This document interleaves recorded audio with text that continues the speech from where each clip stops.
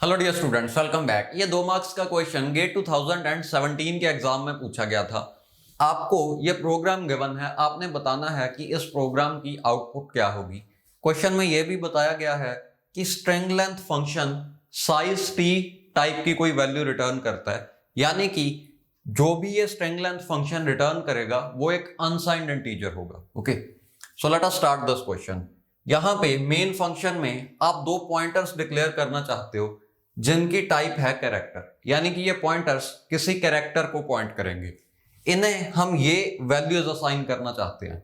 ये दोनों values strings हैं, तो सबसे पहले क्या होगा, ये स्ट्रिंग्स डिक्लेयर होंगी, नल टर्मिनेटेड होंगी, और इनका जो पहला कैरेक्टर है उसका एड्रेस x और y में सेव करवा दिया जाएगा। यानी कि x और y नाम के 2 पॉइंटर्स डिक्लेयर हुए, ये किसी कैरेक्टर का ही एड्रेस कंटेन कर सकते हैं।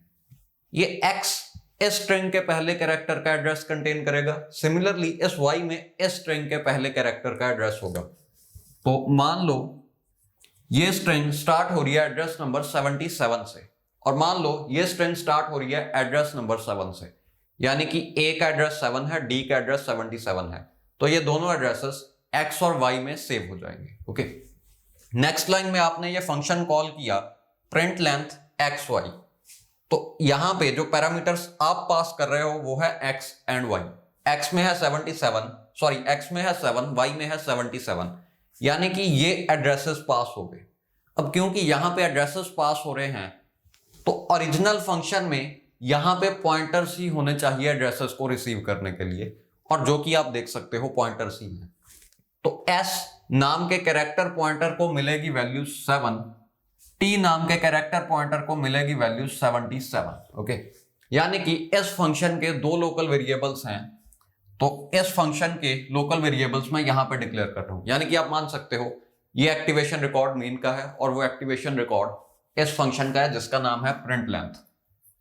तो इस फंक्शन में एक s नाम का वेरिएबल है और एक t नाम का वेरिएबल है। s में 7 है, t में है 77, यानी कि s इस स्ट्रिंग को पॉइंट कर रहा है और t इस स्ट्रिंग को पॉइंट कर रहा है। ओके,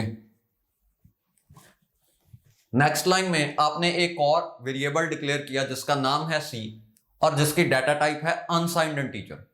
अब नेक्स्ट लाइन में आपने एक और वेरिएबल डिक्लेयर किया लेंथ, जिसकी डाटा टाइप है इंटीजर, और इस वेरिएबल लेंथ नाम के वेरिएबल में आप ये वैल्यू असाइन करना चाहते हो। ये टर्नरी ऑपरेटर है, यानी कि क्वेश्चन मार्क से पहले लिखी हुई कंडीशन अगर ट्रू है तो इस पूरी एक्सप्रेशन की वैल्यू ये होगी, और अगर ये कंडीशन फॉल्स है तो इस पूरी एक्सप्रेशन की वैल्यू ये होगी। ओके, तो अगर ये ट्रू है आप इस वेरिएबल को string length of s assign करोगे, और अगर ये फॉल्स है तो ये असाइन करोगे। तो ये कंडीशन देखते हैं ट्रू आ रही है या false. String length of s minus string length of t। s की स्ट्रिंग लेंथ है 3, इस स्ट्रिंग की लेंथ 3 है, तो 3 माइनस t की स्ट्रिंग लेंथ है 5 is greater than c question mark colon. Colon से पहले आपने लिखा स्ट्रिंग लेंथ है जिसकी वैल्यू है 3, और कॉलन के बाद में है स्ट्रिंग लेंथ t जिसकी वैल्यू है 5। अब अगर आपको लग रहा है कि ये कंडीशन फॉल्स है, देखो c की वैल्यू 0 है और इसकी वैल्यू आपके हिसाब से हो सकती है -2 हो, और -2 ग्रेटर देन 0 नहीं है, और आपको ऐसा लग रहा है कि ये फॉल्स है और 5 असाइन होगा उस वेरिएबल को, लेंथ को। अगर आपको ऐसा लग रहा है तो ये बिल्कुल गलत है। मींस इस क्वेश्चन का आंसर 5 नहीं है, ये प्रिंट स्टेटमेंट 5 नहीं प्रिंट करेगी। एक्चुअली इसका आंसर है 3 और यहां पे 3 प्रिंट होगा। देखो ये लाइन बहुत इंपॉर्टेंट है, दोबारा से इसे पढ़ते हैं। String length returns a value of type size t which is a unsigned integer. यानी कि ये वैल्यू जो स्ट्रिंग लेंथ ने रिटर्न की ये एक अनसाइंड इंटीजर है, और ये भी एक अनसाइंड इंटीजर है। अगर आप 2 अनसाइंड इंटीजर्स को सबट्रैक्ट या ऐड करते हो तो रिजल्ट भी अनसाइंड इंटीजर ही होगा। मींस ये पूरा नंबर एक अनसाइंड इंटीजर है, तो -2 अनसाइंड तो नहीं है, -2 तो साइंड नंबर है, यानी कि इसका आंसर -2 है ही नहीं। 3 - 5 will be a very big positive number. देखो, सबसे पहली बात जो मैं क्लियर करना चाहता हूं वो ये है कि -2 इसे अनसाइंड टाइप में कन्वर्ट करने के लिए डायरेक्टली नेगेटिव साइन को डिलीट कर दो, ये बिल्कुल गलत है। यानी कि -2 को अगर हम अनसाइंड में कन्वर्ट करना चाहते हैं तो वो +2 नहीं होगा। ओके, अब देखो इसका आंसर क्या होगा, ये पता करने के लिए आपको अंडरफ्लो और ओवरफ्लो के बारे में पता होना चाहिए। यहां पे क्या होगा, यहां पे हम रेंज से बाहर जा रहे हैं। सबसे पहले ये देखते हैं कि अनसाइंड नंबर्स की रेंज क्या है। तो अनसाइंड नंबर्स में नेगेटिव्स रिप्रेजेंट नहीं किए जा सकते क्योंकि ये 0 से शुरू होते हैं। तो रेंज यहां से स्टार्ट हो रही है और 2⁻32 - 1 तक जा रही है अगर अनसाइंड नंबर्स 4 बाइट्स के हैं या 32 बिट्स के हैं। 32 बिट्स में 0 से लेके यहां तक नंबर्स रिप्रेजेंट किए जा सकते हैं। ओके, यानी कि रेंज है 0 से लेके 2⁻32 - 1 तक। ये 2⁻32 - 1 बहुत बड़ा नंबर होगा। ये 10 डिजिट से ज्यादा हो सकता है, नहीं ये एक्चुअली 10 डिजिट्स का ही होगा। तो ये 4 समथिंग होगा। लेट मी सी कि इसकी वैल्यू क्या है। 2⁻32 is equal to, it is 4294967296। मैं यहां पे लिख रहा हूं 4294967296। ये है 2⁻32।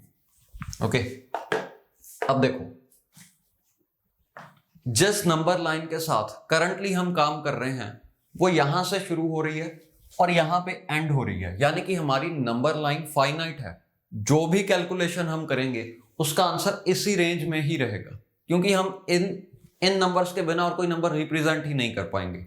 अब नॉर्मली अगर आप 3 में से 5 को सब्ट्रैक्ट करना चाहते हो, इसका मतलब होता है कि आप यहां पे हो, यहां से आप 5 स्टेप्स पीछे जाना चाहते हो। 3 - 5 means start from 3 and move 5 steps back. 1 2 3 4 5। यहां पे होगा -1, यहां पे होगा -2, यानी कि आपको आंसर मिलेगा -2। बट इस केस में आप इससे पीछे नहीं जा सकते, तो क्या होगा, तो आप यहां से रैप अराउंड करके यहां पे आ जाओगे। ओके, यानी कि यहां से शुरू किया 1 2 3 4 5, तो यहां पे जो भी है वो आपका आंसर होगा। वहां पे क्या है 2⁻32 - 1 से प्रीवियस नंबर होगा 2⁻32 - 2। 2⁻32 - 2। तो देखो 2⁻32 की वैल्यू ये है, तो 2⁻32 - 2 की वैल्यू होगी 429496। 4294967296 6 - 2 is 4। तो आपका आंसर ये आएगा। अब हम इस नंबर को चेक करना चाहते हैं, क्या ये 0 से बड़ा है? ऑब्वियसली ये 0 से बड़ा है, तो ये कंडीशन ट्रू है, यानी कि आपका आंसर होगा 3। तो इस लेन नाम के वेरिएबल में वैल्यू आई 3, यानी कि 3 प्रिंट होगा। ओके, अब देखो एक और बात मैं यहां पे क्लियर करना चाहता हूं कि हम यहां पे रैप अराउंड कर ही क्यों रहे हैं। देखो अगर आप -1 को मैप करना चाहो वो इस नंबर पे मैप होगा। ऐसा आखिर है क्यों? अगर आप -2 को मैप करना चाहो वो इस नंबर पे मैप होगा। देखो सबसे पहली बात आपको पता होनी चाहिए कि इन कैलकुलेशंस को परफॉर्म करते वक्त ये नहीं चेक किया जाता कि नंबर साइंड है या अनसाइंड। यानी कि 3 - 5 को परफॉर्म करते वक्त साइंड या अनसाइंड में कोई भी डिफरेंस नहीं होगा। 3 - 5 को परफॉर्म करने के बाद आंसर दोनों केसेस में ही -2 आएगा। -2 यानी कि देखो -2 को कंप्यूटर में रिप्रेजेंट करने के लिए सबसे पहले आप ये ढूंढो 2 की रिप्रेजेंटेशन क्या है। तो 32 बिट्स में 2 इस तरह से लिखा जाएगा 0 0 0, a lot of zeros followed by 1 0। ये है पॉजिटिव 2 32 बिट्स में। अगर आप -2 को रिप्रेजेंट करना चाहते हो तो इसका 2's कॉम्प्लीमेंट ले लो, यानी कि 0 1 1 followed by all ones. Okay, तो ये है -2। अब ये सब मैं डिजिटल लॉजिक और CAO में बहुत बारी डिस्कस कर चुका हूं, यहां पे मैं रिपीट नहीं करूंगा। यहां पे मैं सिर्फ ये एक्सप्लेन करूंगा कि रैप अराउंड क्यों हो रहा है। This is -2। अब ये आंसर आएगा। अब ये आपके ऊपर डिपेंड करता है कि आप इस नंबर को कैसे पढ़ रहे हो, how are you treating this bit pattern.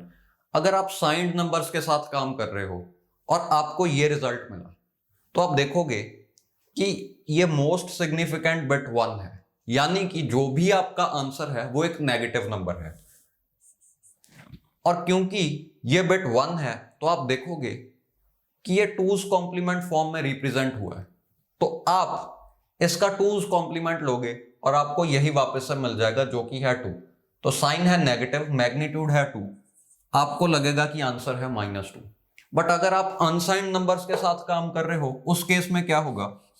उस केस में जब आप देखोगे कि आंसर है ऑल वंस फॉलोड बाय 0, तो आप इसे कन्वर्ट करना चाहोगे डेसिमल में, तो साइन बिट वगैरह का तो कोई चक्कर होगा ही नहीं। आप डायरेक्टली इसे एक डेसिमल नंबर में कन्वर्ट कर दोगे जैसे हम नॉर्मली करते हैं। ओके, तो इसे जब आप कन्वर्ट करोगे आपको ये मिलेगा। That means it entirely depends कि आप इस बिट पैटर्न को कैसे ट्रीट कर रहे हो। क्या आप साइंड नंबर्स के साथ काम कर रहे हो या आप अनसाइंड नंबर्स के साथ काम कर रहे हो? आंसर दोनों केसेस में यही होगा। ओके, अब -2 के लिए आपने देखा कि ये पैटर्न आ रहा है। सिमिलरली अगर आप -1 के लिए देखोगे तो वो ये पैटर्न होगा। देखो -1 को कंप्यूटर में कैसे रिप्रेजेंट किया जाएगा। -1 को अगर आप 5 बिट्स में रिप्रेजेंट करना चाहते हो तो 5 बारी 1 आ जाएगा। अगर आप -1 को 10 बिट्स में रिप्रेजेंट करना चाहते हो तो 10 1s आ जाएंगे। अगर आप -1 को 32 बिट्स में रिप्रेजेंट करना चाहते हो तो 32 1s आ जाएंगे। This is -1 and 32 bits. अब ये आप पर डिपेंड करता है कि इस बिट पैटर्न को आप साइंड नंबर की तरह ट्रीट कर रहे हो या अनसाइंड नंबर की तरह ट्रीट कर रहे हो।